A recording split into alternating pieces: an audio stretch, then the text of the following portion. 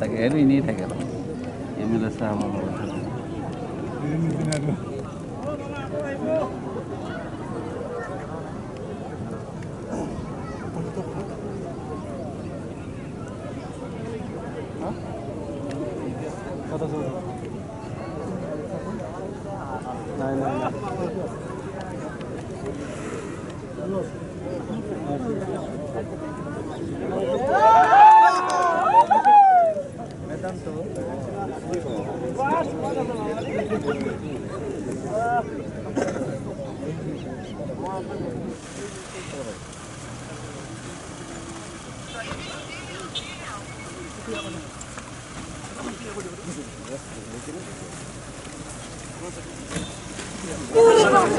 চাৰি বছৰ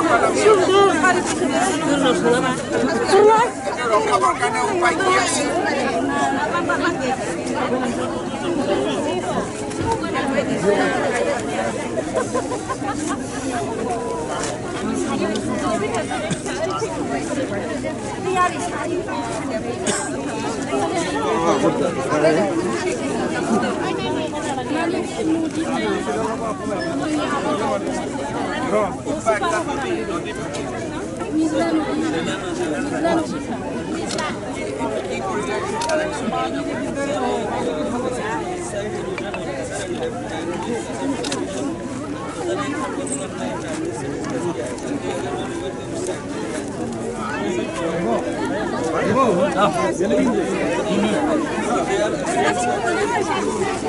আপোনালোকক কৈ আছে নদীটোৰ এইফালে যাবৰ কাৰণে ঘৰ বনাই দিব বুলি কৈছে পাৰিব যাব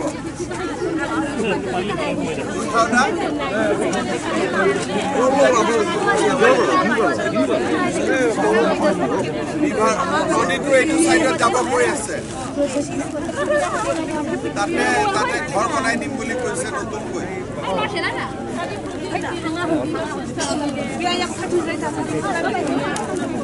আচ্ছা এই ইউজিদাই খবৰ ৰাখিব কি কৰিব লাগে ইউজিদা বুজাই কি কৈছে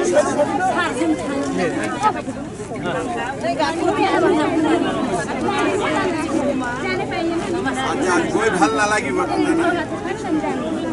গতিকে এটা প্ৰটেকশ্যন স্কিম কৰিব লাগিব প্ৰটেকশ্যন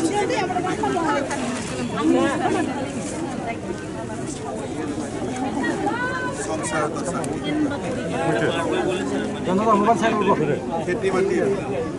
জয়ন্ত স্কিম এটা বনাব কৈছে স্কিমটো বনাই পেলাই কেনেকৈ ইফালে আমি প্ৰটেকশ্যন কৰিব পাৰোঁ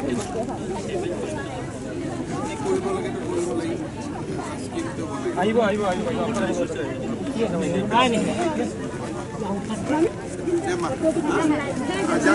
ভাঙিছে চব চাই দিব দেই আচ্ছা চবকে নমস্কাৰ কৰিলোঁ দেই আমাৰ চিৰাং জিলাৰ উপায়ুক্ত মহোদয় বান পৰিস্থিতি ৰিলিফ আৰু ইৰোশ্যন এই গোটেইকেইটা সমস্যাৰ ওপৰত এটা প্ৰেজেণ্টেশ্যন দিলে তেখেতে আৰু আমি এই প্ৰেজেণ্টেশ্যনটো চালোঁ যিখিনি ব্যৱস্থা লৈছে সেইখিনিৰ বিষয়ে কথা বতৰা পাতিলোঁ আৰু অনাগত দিনত এই আই নদীৰ চাব ট্ৰিবিউটৰীকেইটাক গৰাখহনীয়াৰ পৰা ৰক্ষা কৰাৰ কাৰণে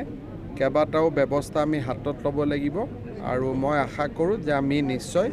সোনকালে এই ব্যৱস্থাবোৰ হাতত ল'ব পাৰিম ভূটানৰ পৰা নামি অহা যিটো পানীৰ কথা কৈছে দূষিত পানী সেইটোৱে কোনোবা এটা ফেক্টৰীৰ পৰা দূষিত পানী নামি আহে বুলি মোক কৈছে সেই বিষয়টো ভূটানৰ লগত আমি টেক আপ কৰি ল'ম এটা তেওঁলোকে স্কিম বনাইছে 5 কিলোমিটাৰ বান্ধ দিয়াৰ বাবে আৰু নতুন নিয়মত বান্ধ দিব খুজিছে যাতে ইৰোশ্যন নহয় আমি সেইটো পৰীক্ষা কৰি ল'ম যদি সেইটো সম্ভৱ হয় তেতিয়াহ'লে সেইটো অনুমোদন কৰি দিম ট্ৰেফিকৰ ভিক্টিম পৰিয়ালৰ কাৰণে জিলা প্ৰশাসনে কি ধৰণৰ ব্যৱস্থা কৰে কিমানখিনি গম ট্ৰেফিকৰ ভিক্টিম ফেমিলিখিনিৰ কাৰণে বাচ্চাখিনিতো বিভিন্ন স্থানত আছে আৰু তেওঁলোকৰ শিক্ষা দীক্ষা চলি আছে ইয়াৰ উপৰিও এই অঞ্চলত আমি নতুনকৈ 11টা অংগনবাদী কেন্দ্ৰ দিব খুজিছোঁ আমি ইয়াৰ যিখিনি ট্ৰেফিক ভিক্টিম আদিবাসী পৰিয়াল তেওঁলোকক আমি অৰুণোদয় আঁচনি দিব খুজিছোঁ এগ্ৰিকালচাৰ ভেটেনাৰীৰ ওপৰত তেওঁলোকক ট্ৰেইনিং প্ৰগ্ৰেম কৰা হৈছে এনৰেগাৰ কাম ইয়াতে বঢ়োৱা হৈছে আৰ্থ সামাজিক বিকাশৰ বাবে কেইবাটাও কাম হাতত লোৱা হৈছে আৰু এই গোটেইখিনি কাম সৰজমিন পৰ্যবেক্ষণ কৰিবৰ কাৰণে এদিন মই নিজে আহিম মই DC মহোদয়ক ইয়াত আজি কৈছোঁ যে 18খন ইয়াত আদিবাসী ভিলেজ আছে 5জনকৈ ডেকা ল'ৰাক ভলেণ্টিয়াৰ হিচাপে মই আইডেণ্টিফাই কৰিব কৈছোঁ যাতে তেওঁলোকক লগত লৈ গাঁৱৰ মানুহৰ মাজত আমি সোমাব পাৰোঁ আৰু ফৰেষ্টত সিঁচৰিত হৈ থকা মানুহখিনিক এটা অঞ্চলত আমি একেলগে লৈ অহাৰ চিন্তা কৰিছোঁ যাতে আমি একেলগে থাকিলে আৰ্থ সামাজিক উন্নয়নৰ বাবে কাম কৰিব পাৰোঁ স্যাৰ ভাৰত ভূটান সীমান্ত অঞ্চলত জল জীৱনৰ যিটো প্ৰচলিত যিখিনি আঁচনি আছে এইটো ৰূপায়ণ কৰাৰ প্ৰব্লেম হৈছে কাৰণ এই অঞ্চলত পানীৰ খুব সমস্যা হয় DCয়ে কৈছে যে এটা মেগা স্কিম তেওঁ কৰিব খোজে 150 কোটি টকা খৰচ কৰি মই আমাৰ PHC মিনিষ্টাৰক ক'ম যদি এই কামটো সফল হ'ব পাৰে তেতিয়াহ'লে আমি আঁচনিখন অনুমোদন কৰি দিম স্যাৰ উচ্চ শিক্ষাৰ কাৰণে ভাৰত ভূটান সীমান্ত অঞ্চলত কলেজ তেনেকুৱা নাই স্যাৰ সেইটো বিষয়ত মই চোৱা নাই আলোচনাও কৰা নাই মই MLAৰ লগত পাতি ল'ম